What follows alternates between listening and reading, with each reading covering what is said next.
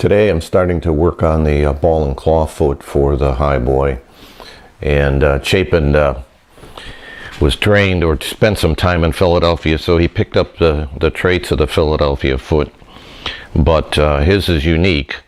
And as you can see, these are photographs from the Yale furniture study, but there's more of the ball on the top here than there is on a typical Philadelphia foot. And this is a photograph of Will Neptune demonstrating how to make a Chapin foot, and you can see where he's drawn the line here that there's a smaller portion on the bottom and a larger portion on the top, so it's more ball, and then it's kind of squished, and the talon or toenail there is different than on a Philadelphia. So trying to reproduce that. So I've started to carve a practice one, and this is the front ball. I've finished the two rear ones, and hopefully you can see that a little bit. So we have more. This part goes down, and then this part goes up and in there. So hopefully we'll take a look. You can see that a little bit. Let's zoom in here.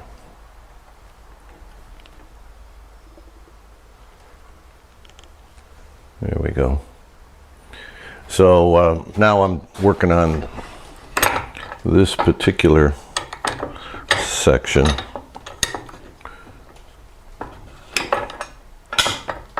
These legs are longer than I'm normally used to in carving, so I had to put a longer pipe. And so anyway, this part has to go down, so I use a flat chisel, and that's from training with Mary May, and I had a class with her on carving the Philadelphia foot. So for the most part, this is a Philadelphia foot on steroids, I guess, Chapin style.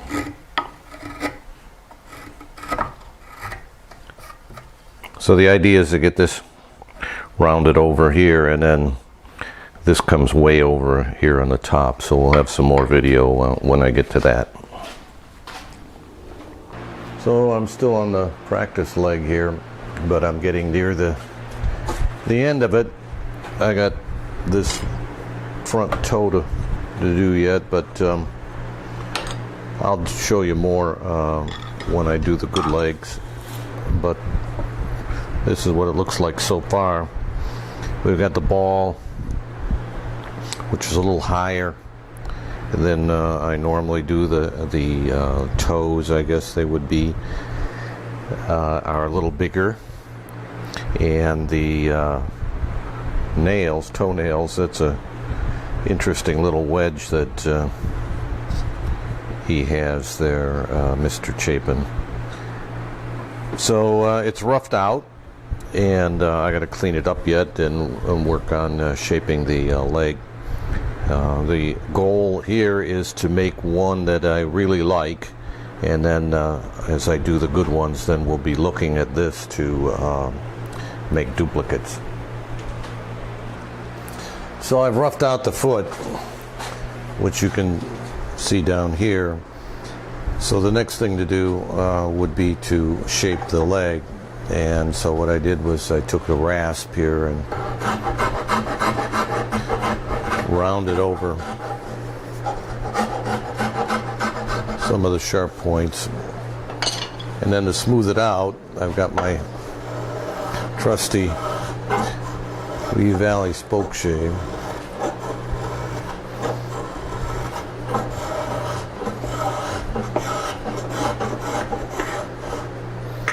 And I can move this thing around and around. Not supposed to chatter like that. Of course, we're going uphill. Might help to go downhill.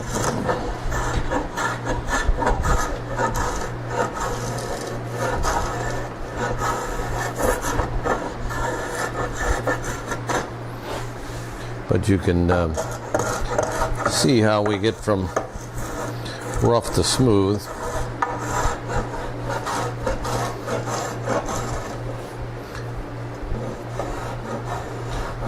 When the grain direction changes there, then we change the way that we're going.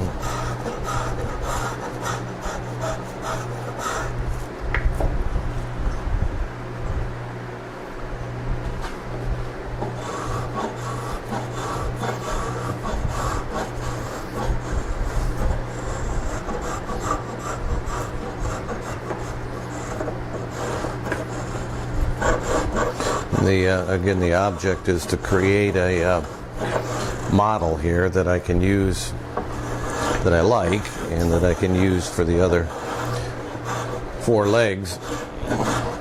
So I've got some work to do here to get it shaped. Well, I think I'm done with my practice foot and leg, and I can't find too much wrong with it at the moment. I cleaned it up a little bit. You can see the file marks and sandpaper there, and you know, I wanted to see what it would look like when it was cleaned up a little. But I've compared it with the photographs and the drawings that I have, and it looks pretty good to me. So I think this is a good model. The front toe, I revised that a little bit to make it a little thinner than it originally was, but otherwise I think I've captured the look of the Chapin foot. So I guess we're ready to start with the good ones. So before I start carving the foot, I usually clean up the bandsaw marks off of the leg, and to do that I use a spoke shave, and this is a Lee Valley round bottom spoke shave, and I just honed it so it's pretty sharp, and we try to get all the bumps and bruises out of it. You can hear it hitting the bumps pretty good down here. And I also skew it. That lowers the attack angle. You see, there's some chatter, which we're not supposed to get. But it's coming along here. I can see the shape, and of course I can't get 100% up in here even by changing the direction, so I'll use a file or a rasp to remove the bumps up in that area. But as soon as we get it smoothed out, then I'll start carving the foot. So I'm starting to carve the good rear feet right now, and I've got my trusty model here that I'm happy with to study as I go about doing it.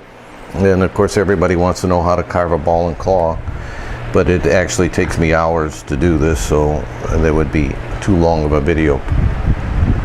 But the first thing I do is, and there's by the way a video on my site that runs for hours on how to carve a ball and claw foot, so if you want to watch the details you can watch that video. This is just an overview of how I'm doing this one.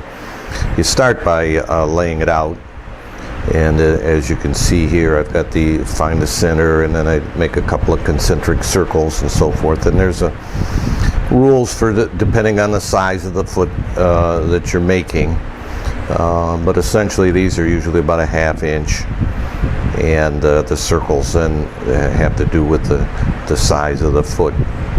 So once you get it laid out, and that's probably the most important thing, is consistency and having a plan to go about it. The first carving step then is to make a cylinder. So you go around and carve off the material to the first line. So you can see I've got these two, and I'm working on this one, and I'm left-handed, and this is set up for the video so that I'm right-handed. And I don't know how much you can see. It'd be better if the grain on this particular one went this way, but it doesn't. It goes this way, and so I don't see if you can't see me actually paring it off. But that's how I do it. I just come in here and pare away until we get down to that line. Some people come across the grain this way, which you can do. I'm not a fan of that, but it works too. And then while you're here, you take this excess off the talons, and you can see it. You again are working back to this line here so that you have a consistent size. And I'm really not that good right-handed, but so the idea is to get it straight across. I use a square then to make sure that they go straight back consistently. So that's the first step. We got to carve that all the way around. Well, after we get our cylinder made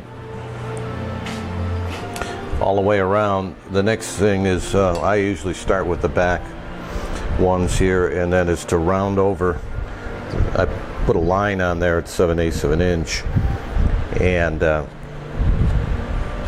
I'm rounding over from this line to that line, and you want to curve from this being the center of the ball or the lower part of the ball. So there's a number of ways of doing it. I do it with a straight chisel. If you've got some larger chisels, this is a number 3,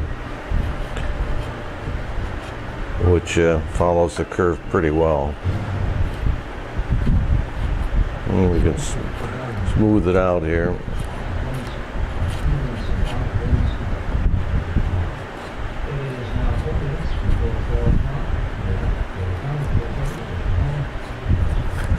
And then you have to sight it from the side to be able to see the curve.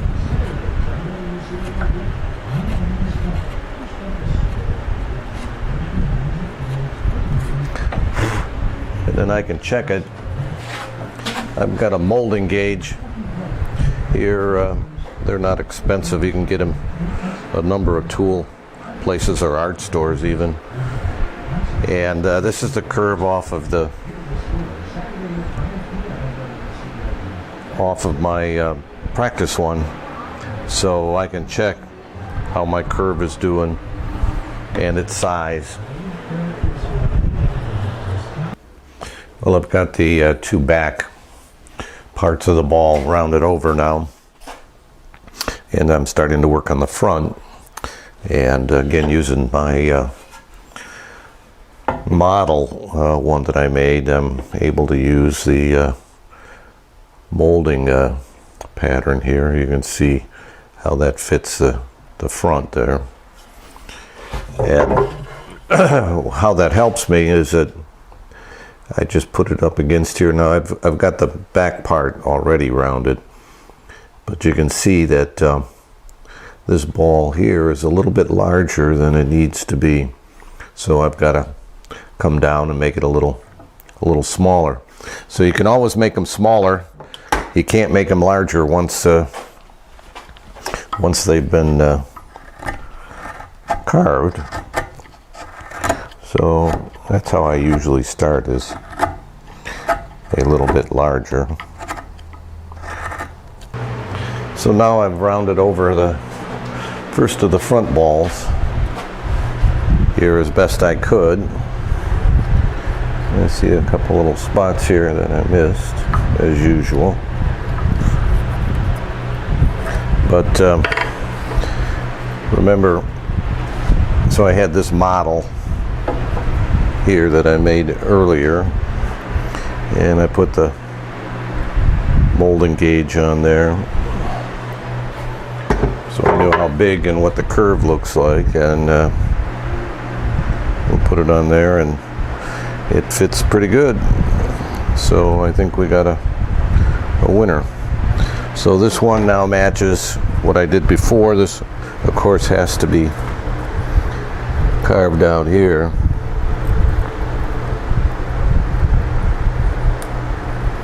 To make the web. So that's, we could do a little bit of that next, and then we got the other one to carve. So now that the 4 balls are carved, again using the model that I had made, I'm starting with the back talon here. So this has to be rounded over. So again, I use a flat chisel for just about everything. And unfortunately, the demonstration is this: the grain, as I just tried that one piece, goes this way. So my hands would be in the way here. I wish the grain did cooperate and go down on that, but it isn't. So I've got to carve it this direction until it gets nice and round, and then we'll put a little dip into it, and then the nail will measure back a 1/2 inch and then make the nail.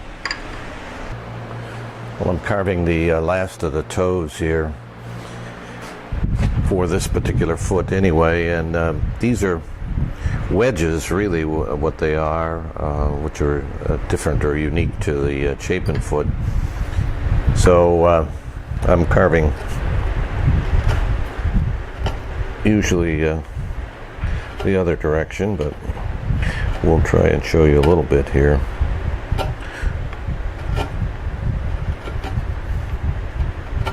And the object is to bring it to a point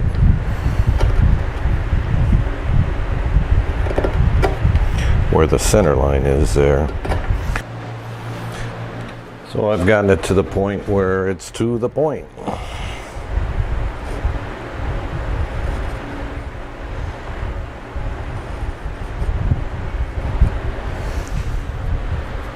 So that looks pretty good. You can see the line there a little bit, but that'll come off when I clean it up. So this one's pretty much done.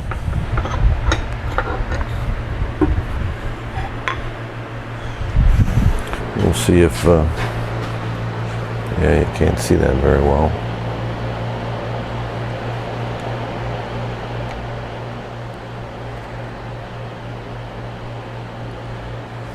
So this is the first good foot, and this is the practice one.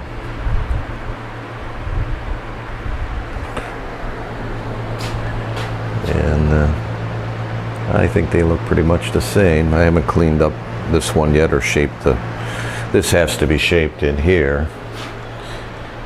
Well, I've completed the first leg here after you saw me finish carving it, and I've sanded it and cleaned up the bumps on it. This is the model that I'm working to, which I'll use to repeat each of the other legs that I make. So we got 3 more to go, but I'm happy with the way that one turned out, and we'll go on to the next one.